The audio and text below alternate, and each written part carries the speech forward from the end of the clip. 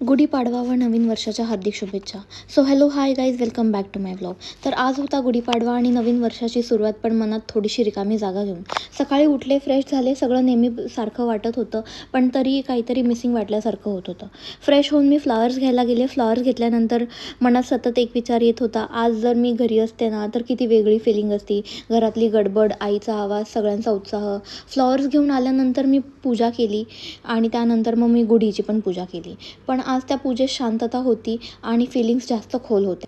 आणि फेस्टिवलच्या टाईमला ना घरात मस्त मस्त जेवण बनतं. खरं तर मला पुरणपोळी एवढी जास्त आवडत नाही, पण आज मी पुरणपोळी खूप मिस केली. कारण माझी मम्मी नेहमी जबरदस्तीने मला पुरणपोळी खायला द्यायची आणि आज ती जबरदस्तीसुद्धा खूप आठवली. आणि अजून एक छोटासा ड्रीम होतं की नवारी नेसून बुलेट चालवायचं, पण ह्या वर्षीसुद्धा ते ड्रीमच राहून गेलं. संध्याकाळी मी मंदिरात गेले आणि तिथे गेल्यानंतर एक वेगळीच फिलिंग आली. क्षणभरात मला असं वाटलं की मी दुबईमध्ये नसून मी इंडियामध्येच आहे, माझ्या लोकांमध्ये माझा सण साजरा करते.